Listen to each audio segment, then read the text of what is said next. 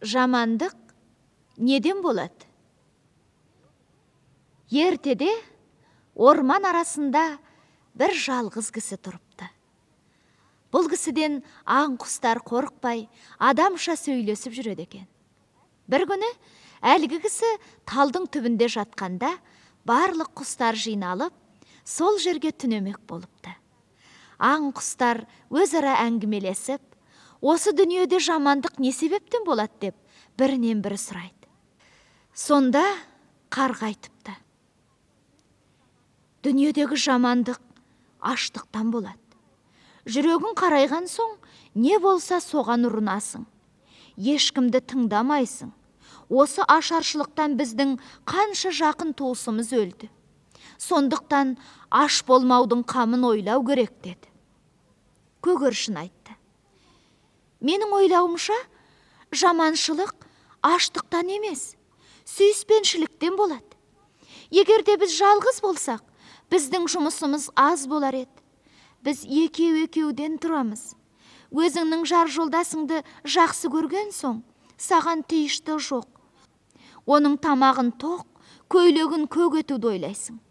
Және де ол бір жаққа ұшып кетсе, аман есен келгенше тиыштығын кетіп, қайғы жеп боласың. Келмей қалса, іздеймін деп, өзің бір нәрсеге ұшырап өлесің. Сондықтан жаманшылықтың бәрі осы сүйіспеншіліктен болады деді. Жылан айтты: меніңше, жамандық ызақорлықтан болады. Егер де біз тату тұрсақ, ызаланбас едік. Сонда бізге бәрі де жақсы көрінер еді. Егер де бір нәрсен көңілдегідей болмаса, бек қатты ашуланасың. Ашу кезінде ешкімді аямайсың. Біреуді шақсам екен деп жорғалай бересің. Ақырында біреуді шаққаннан кейін өзіңді өлтіреді. Міне, жамандық ызақорлықтан болады деді. Бұғы айтты: меніңше, дүниедегі жамандық қорқақтықтан болады. Егер де біз еш нәрседен қорықпайтын болсақ, бәрі де жақсы болар еді.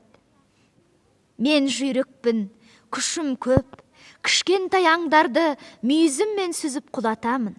Үлкен аңнан қашып құтылам.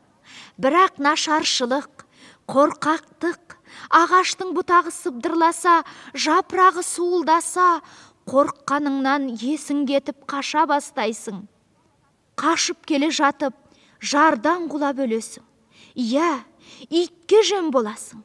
Сондықтан қорықпау керек, батыр болу керек деді. Сонда баяғы тыңдап отырған кісі айтты: сендер бәріңде жамандықты не себептен болатынын дұрыс айттыңдар. Біз адам баласы оны жақсы білеміз. Неге десеңдер, біз жамандықты да, жақсылықты да көп істейміз. Аштық, сүйіспеншілік, ызақорлық, қорқақтық бәрі де біздің тәнімізді сақтау үшін керек. Бірақ біз тәнімізбен тіршілік етпейміз, көбінесе жанымызбен тіршілік етеміз. Егер де біз бәрінен бұрын тәнімізге қызмет қылмай, жан күйіне қызмет етуді тілесек, онда біз аман болар едік деді.